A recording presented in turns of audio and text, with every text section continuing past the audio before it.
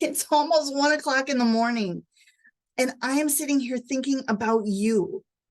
My husband's in bed, my son's in bed, the whole house is quiet, and I can't sleep because I'm thinking about you.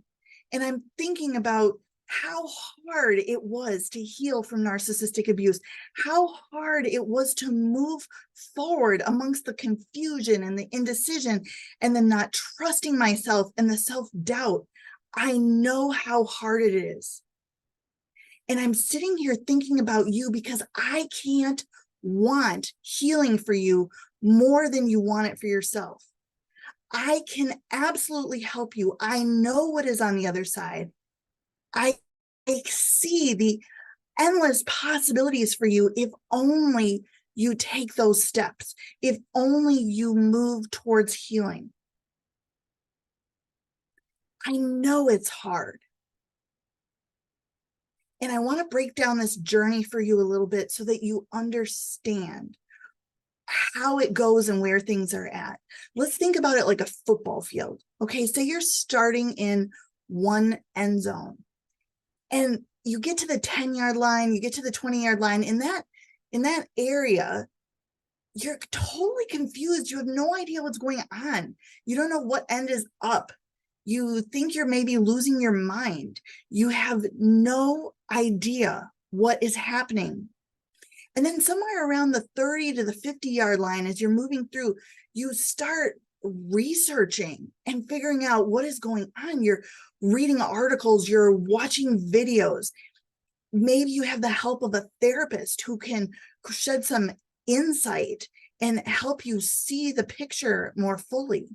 And if you're lucky in that midfield area, you choose to leave the relationship or you're discarded. Believe it or not, that is lucky too, because the relationship has ended. And at that point, you have a choice to either keep moving forward or to go back to the toxic and abusive relationship that was killing you. Now, as you keep moving forward, you get to that other side of the football field. At some point, you are going to stand up and you are going to scream enough with every cell in your being.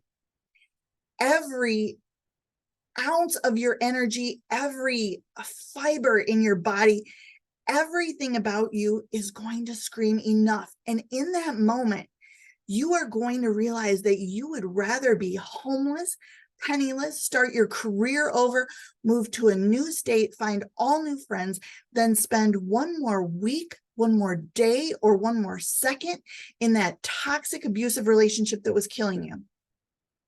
And in that moment, you have taken your power back. And it is from there that I can help you. I can help walk you to the other end of the football field. I can get you past all of the anger and the shame and the self-doubt and the indecision and the confusion. I can help you extract that trauma out of your body, out of your energetic field.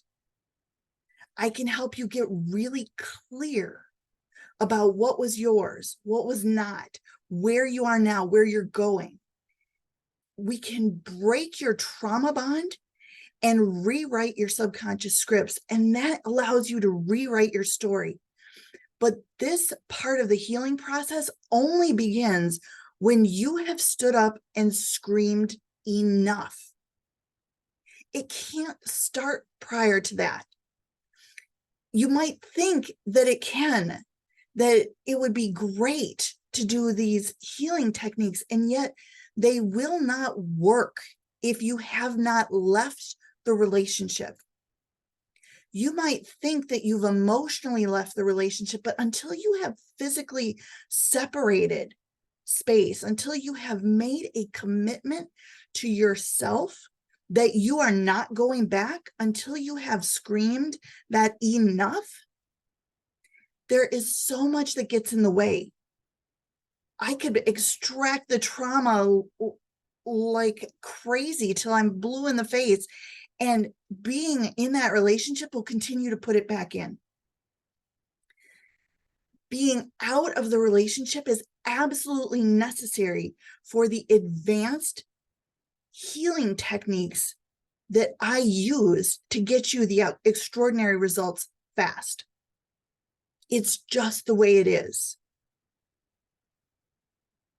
Now, you know that I'm also really committed to helping the people who are the primary or the sole breadwinners. And that does not mean that I don't have compassion or empathy or understanding for people who are not in that situation. I absolutely do.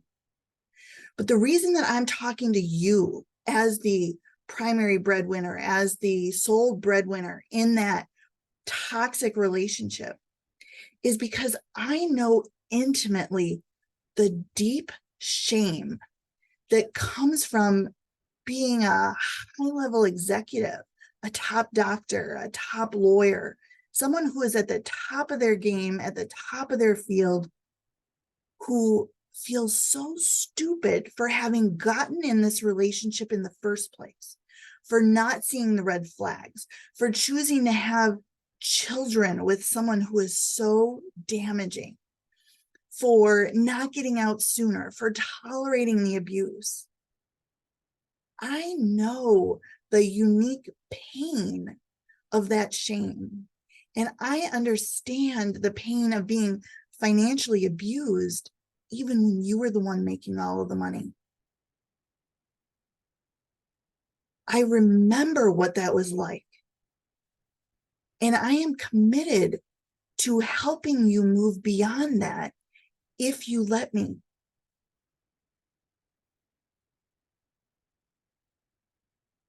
Now, to do that, not only do you have to be at that point where you scream enough, where you are so ready to move forward that nothing gets in your way, you need to take that commitment and you need to invest that in yourself. So often people will say, well, I don't really have any time, or I don't really have any money. Look, no one feels like they have enough time. Maybe no one feels like they have enough money.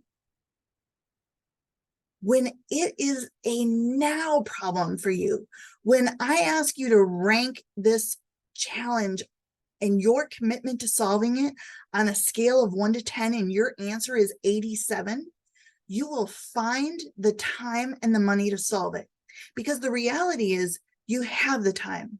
You're already spending hours and hours and hours a day ruminating, thinking about your ex, thinking about what you did wrong, thinking about what you could have done better, wondering if you can trust the new people in your life, second guessing your decisions all freaking day long.